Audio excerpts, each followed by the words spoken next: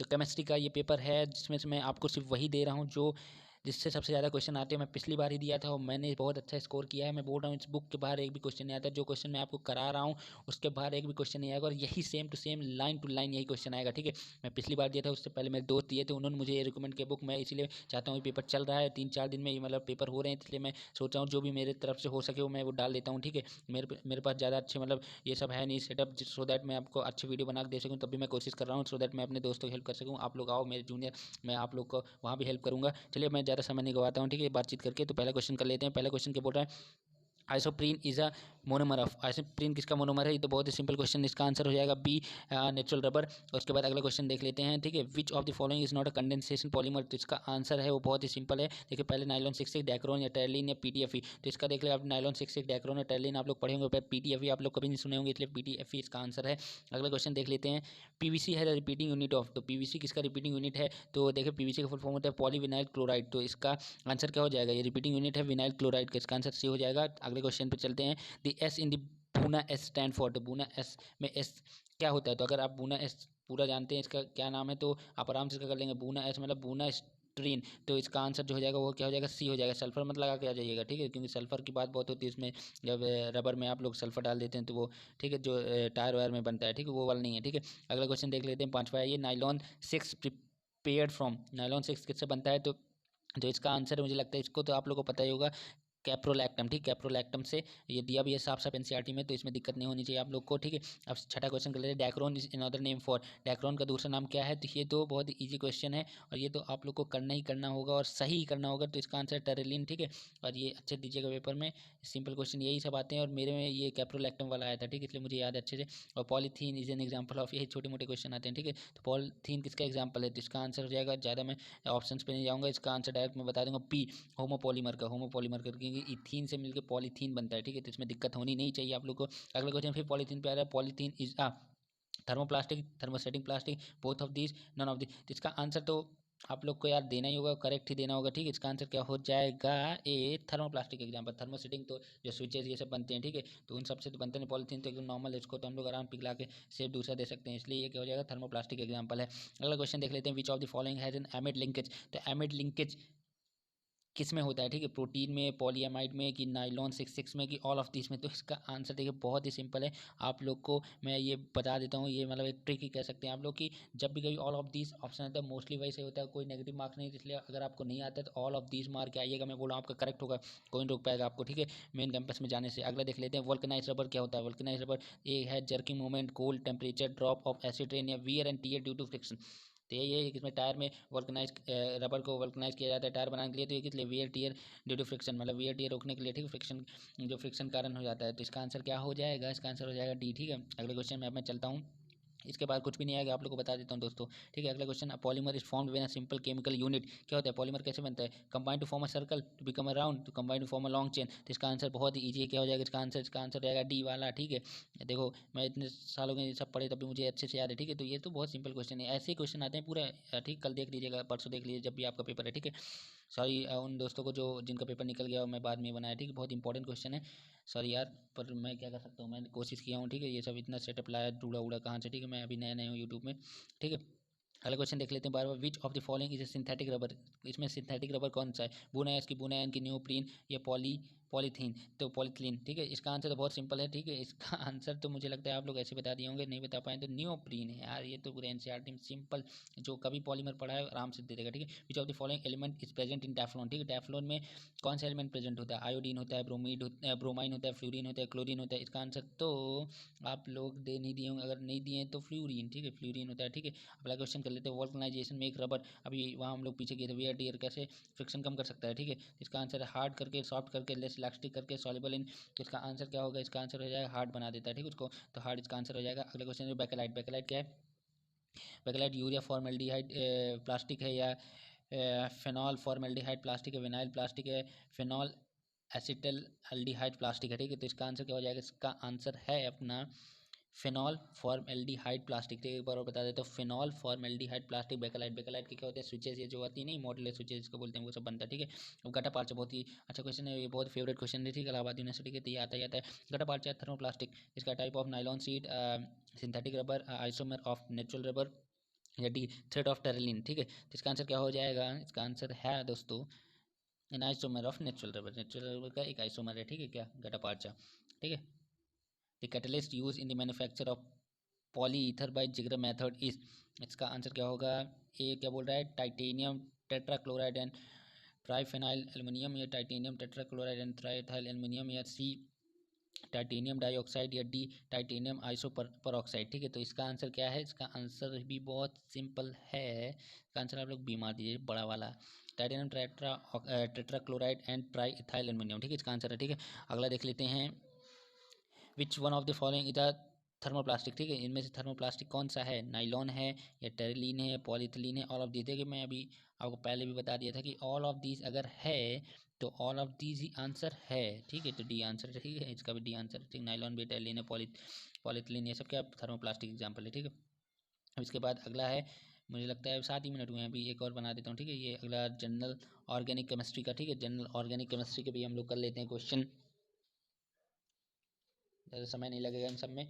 और मैं आप लोग को पहले ही बता दिया हूँ कि इसके बाहर कुछ भी नहीं आएगा। मैं बोल रहा हूँ कुछ नहीं, अगर आप लोग पॉलीओलिमर लेके बैठे हैं एनसीईआरटी छोड़ दीजिए, इसको करके जाइए, इसके बाहर एक भी क्वेश्चन नहीं। आपको लग रहा है सिर्फ 18 क्वेश्चन, ठीक है, 18 क्वेश्चन आप लोग को आराम से पास करा देगा। और इसके बाहर मैं बोल रहा हूँ कुछ नहीं आएगा, यही घुमा फिरा क्या है, यही लाइन टू लाइन आ जाता है। ठीक क्वेश्चन, चलिए अब इसका कर लेते हैं।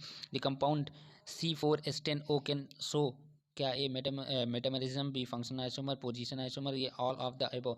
फिर all of the above option आएगा तो फिर क्या मारूंगा मैं भाई? ऑल ऑफ द अबव मारूंगा। ठीक है, तीनों चीज़ शो कर देगा, metamerism, functional isomer, position isomer, तीनों चीज़। ठीक है, अगला क्वेश्चन देख लेते हैं। विच of the following is A electrophile. इसमें इलेक्ट्रोफाइल क्या होता है? इलेक्ट्रोफाइल मतलब होता है जो इलेक्ट्रो लवर होता है। ठीक है, तो NO2+, या SO3, या AlCl3, ऑल ऑफ दिस। फिर से आया ऑप्शन क्या? All of this. फिर मारूंगा क्या? ऑल ऑफ दिस, और सही आ जाएगा। ठीक है, अब अगला क्वेश्चन क्या होगा? Hydrocarbon which are present in the petroleum can be represented by general formula. ठीक है, तो हाइड्रोकार्बन जो किस में प्रेजेंट हो? पेट्रोलियम में, उनको कैसे रिप्रेजेंट कर सकते हैं? CnH2n। क्या ये मतलब कोई क्या बोलूँगा, देखो मैं थोड़ा सा भूलने भूलने लगा हूँ ऐसे। ठीक है, जैसे क्या होता है?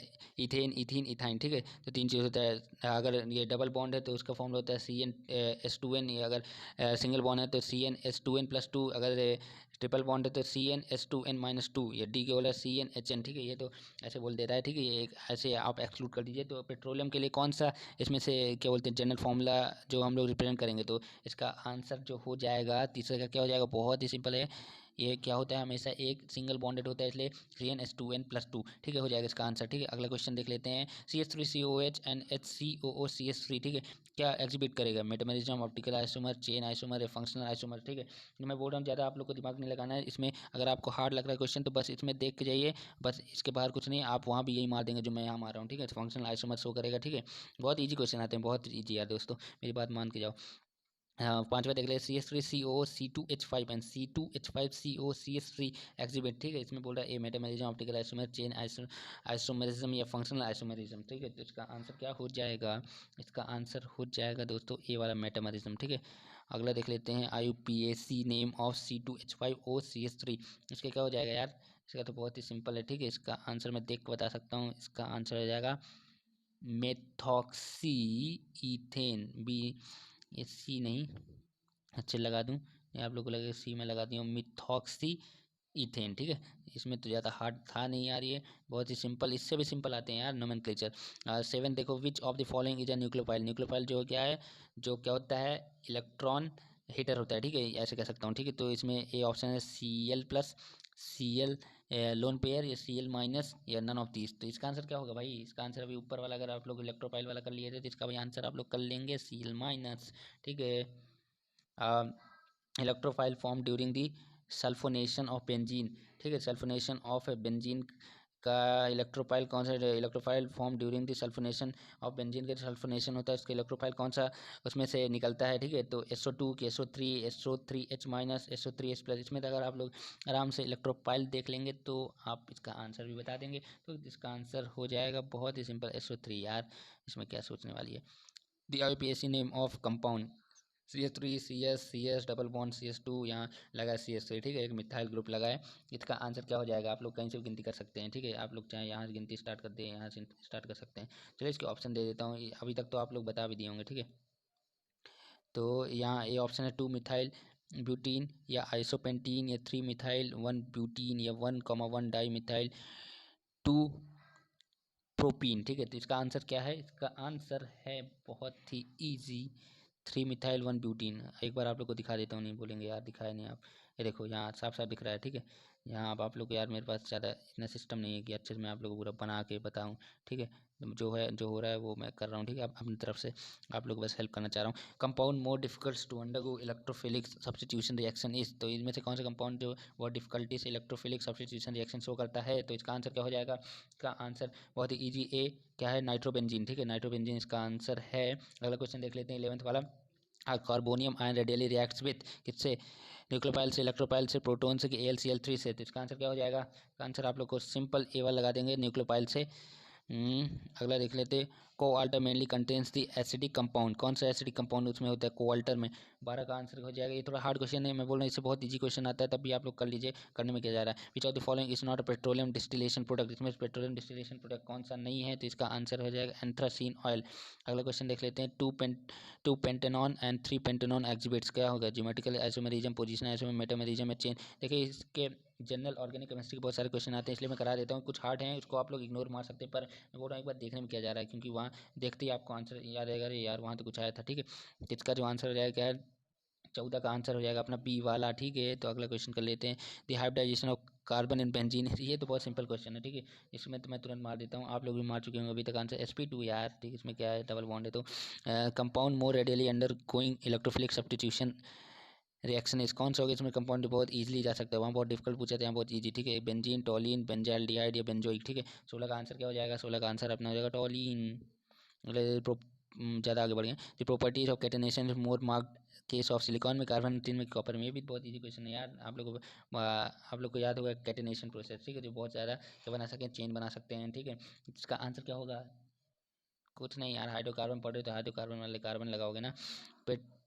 Photochemical chlorination of alkaline is initiated by a process of, कौन सा प्रोसेस होता है? ठीक है, जिसमें ये फोटोकेमिकल क्लोरिनेशन स्टार्ट होने का इनिशियल प्रोसेस कौन सा है? इसमें से पायरोलिसिस या सब्स्टिट्यूशन या होमोलिसिस या रीअरेंजमेंट। तो इसका आंसर अगर आप लोग को नहीं पता है, मुझे तो ये थोड़ा हार्ड लग रहा है, पर तब भी होमोलिसिस। ठीक है, इसका आंसर मैं बता देता हूँ आप लोग को। आगे भी क्वेश्चन है, बस ज़्यादा क्वेश्चन नहीं है, आप लोग को बस ज़्यादा समय नहीं लगाऊंगा। यहाँ answer, how many isomers are possible in hexane. ठीक है, कौन सा होगा? इसका आंसर मैं बता देता हूँ आपको, बी हो जाएगा। उसके बाद अगला देख लेते हैं। Butyric acid and isobutyric acid are chain isomer, position isomer, function isomer या फिर मेटामर। ठीक है, तो इसका आंसर क्या हो जाएगा? इसका आंसर है ए चेन आइसोमर। अगला क्वेश्चन कर लेते हैं। विच of the carbocation is more stable, कौन सा है? 1 2 3 डिग्री या विनलिक। ठीक, तो इसमें कौन सा होगा सबसे ज़्यादा कार्बोकैटायन जो स्टेबल होता है? तो इसका आंसर क्या हो जाएगा? 3 डिग्री। ठीक है, तो जानने वाले 3 डिग्री यही आने वाला क्वेश्चन। ठीक है, ये मैं बोल रहा हूँ, इस तरह क्वेश्चन एक आने वाला, क्या पता यही आ जाएगा। ठीक है, लाइन टू लाइन आता है पूरा। ऑप्शन भी 1 में ए रहेगा, 2 में ही 2 डिग्री, 3 में 3 है, 4 में विनले की लिख रहेगा, ये नहीं none of this, same to same आ जाता है यार। Which of the carbanion is least stable, इसमें से कौन सा कार्बो एनाइन जो लीस्ट स्टेबल होता है? तो यह 3 डिग्री यार, कार्बो एनाइन। ठीक, 3 डिग्री है लीस्ट स्टेबल, और सबसे कार्बोकैटायन जो सबसे ज़्यादा स्टेबल 3 डिग्री। ठीक है, कंफ्यूज में होना, anion least stable, cation most stable 3 degree. ठीक है, the compound present in the light oil fraction of ten from fraction distillation of coal tar. इसका आंसर हो जाएगा 23 का D answer, all of these फिर से आ गया है इसमें, इसलिए मैं रुका था देख रहा था, आप लोग लगा दिए all of these. Fumaric acid and maleic acid are, कौन सा रिएक्शन सॉरी कौन सा आइसोमर? चेन, पोजीशन, जियोमेट्रिक या टोटोमर्स। ठीक है, तो इसका आंसर क्या हो जाएगा? इसका आंसर जियोमेट्रिक। ठीक है, जियोमेट्रिक के साथ जाऊंगा। Total number of optical isomer of lactic acid are, कितने हैं? ठीक है, टोटल ऑप्टिकल आइसोमर होते हैं लैक्टिक एसिड, अगर आप लोग पढ़े हैं तो अच्छे से, तो इसका आंसर दे देंगे बी आंसर है। ठीक है, तो यहाँ मैं खत्म करते हैं। देखिए 18 मिनट का वीडियो बन गया। ठीक है, ऑल द बेस्ट, आप लोग अच्छे दीजिएगा पेपर। चलिए।